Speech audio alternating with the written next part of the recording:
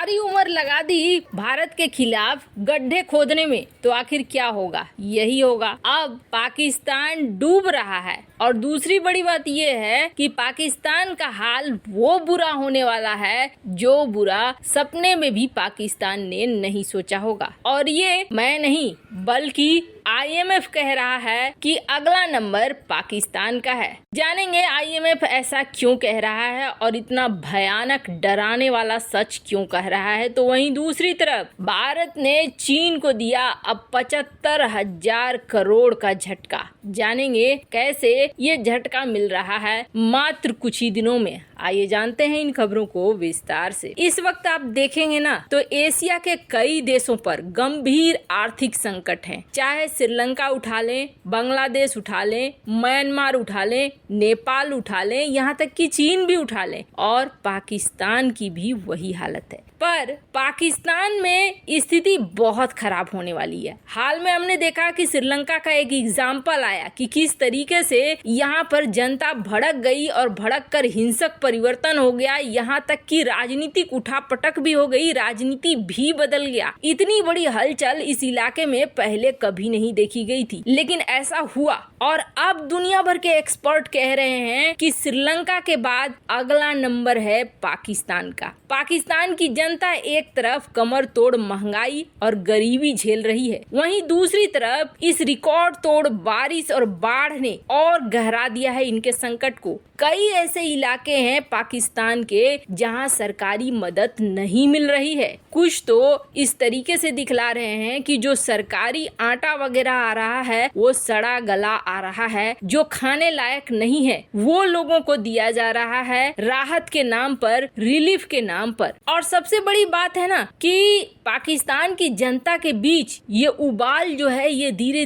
धीरे बढ़ रहा है। खाने पीने की चीजों के दाम आसमान छू रहे हैं। मजबूर होकर पाकिस्तान एक बार कहता है व्यापार शुरू करेंगे तो दूसरी बार कहता है नहीं व्यापार शुरू नहीं करेंगे। अब हालात ऐसे हो गए हैं कि 1975 के बाद सबसे अधिक महंगाई का सामना कर रहा है पाकिस्तान। और अब IMF ने एक डराने वाली रिपोर्ट जारी कर दी है। IMF ने चेतावनी दी है कि इस वक्त बहुत बड़ी अस्थिरता, बहुत बड़ी हलचल आएगी पाकिस्तान में। उन्होंने कहा कि खाने पीने की चीजों और ईंधन के दाम अब विरोध को बढ़ाएंगे और भड़का देंगे। पाकिस्तान में सरकार के खिलाफ जनता का वही प्रदर्शन होगा जो श्रीलंका में हुआ है, लेकिन उससे कहीं ज्यादा, क्योंकि श्रीलंका के सपोर्ट में फिर भी लोग थे पर पाकिस्तान के सपोर्ट में लोग नहीं है। और दूसरी बात यह है कि पाकिस्तान के अंदर कट्टरपंथ फैला हुआ है और TTP तो बहुत भीतर तक फैला हुआ है। अगर पाकिस्तान में इसकी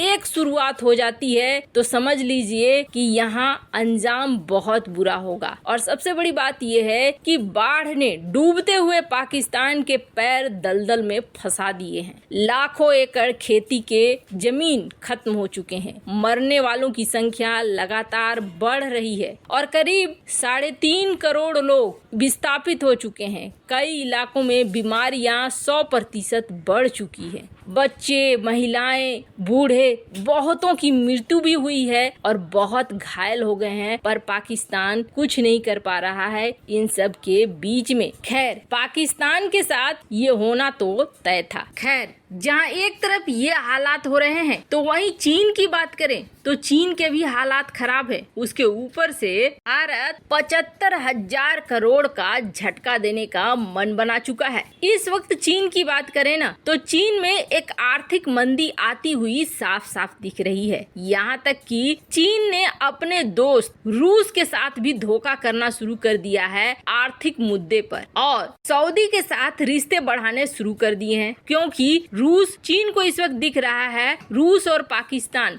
दोनों की हालत खस्ता। पैसे को लेकर यहाँ चीन को टेंशन हो रही है, इसलिए चीन अब इन दोनों देशों पर ध्यान नहीं देना चाहता है। अब इसका सिंपल एग्जांपल आप देखिए, चाइना का BRI प्रोजेक्ट पाकिस्तान में भी चल रहा है और रूस में भी चल रहा है। फर्स्ट हाफ तक चाइना ने रूस में पैसे खर्च किए, पैसे लगाए और कहीं न कहीं पाकिस्तान में भी पैसे लगाए, लेकिन पाकिस्तान में पैसे लगाने की की मात्रा कम थी। रूस, श्रीलंका और इजिप्ट में फर्स्ट हाफ में 2022 में सिर्फ एक रूस ही था जहां थोड़े बहुत पैसे लगे। पाकिस्तान में तो फंडिंग में 56% की गिरावट देखने को मिली। और अब जुलाई की जो रिपोर्ट कह रही है, वो रिपोर्ट ये कह रही है कि चाइना ने अपने हाथ पैर समेट लिए हैं और चाइना अब न तो रूस में पैसे लगा रहा है और न ही पाकिस्तान में पैसे लगा रहा है, बल्कि चाइना पैसे लगा रहा है सऊदी अरबिया में। क्यों? क्योंकि उसे लग रहा है कि यहाँ से उसे रिटर्न मिल जाएगा। अब अफ्रीका के देश हो या अपने ही देश में उद्योगों का बंद होना हो, लगातार चीन को मार झेलनी पड़ रही है, आर्थिक तबाही झेलनी पड़ रही है।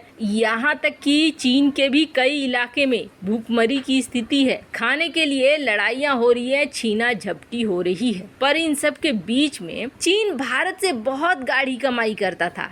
जैसे ही अगस्त का महीना शुरू होता था ना, वैसे ही चीन की बाँछें खिल जाती थी। चीन को लगता था अब तो हमारा जैसे कि छप्पर फाड़ खजाना भारत से आने ही वाला है। और ऐसा होता भी था। हर साल राखी से लेकर नए साल तक 5 महीने त्योहारी सीजन चलते हैं भारत में, और इन त्योहारी सीजन में भारतीय व्यापारी और निर्यातक चीन से लगभग 80,000 करोड़ रुपए की वैसी आम जरूरत की चीजें खरीदते हैं। लेकिन इस बार मामला कुछ अलग हो रहा है। इस बार बायकॉट चाइनीज सामान ट्रेंड के तहत चीनी व्यापार को बड़ा झटका लगने वाला है, क्योंकि देश भर के व्यापारियों ने अपने प्रतिष्ठानों में भारतीय सामान का पर्याप्त बंदोबस्त करना शुरू कर दिया है। पिछले साल ये देखा गया था, जब बायकॉट चाइना मुहिम चालू हुई थी, तब कहा गया था माल कहाँ से लाएंगे, दूसरा ऑप्शन दोगे तभी तो माल लेंगे, और भारत में वैसा कोई ऑप्शन था नहीं। ऐसे में ये चीज उस तरीके से सफल नहीं हो पाई थी। पर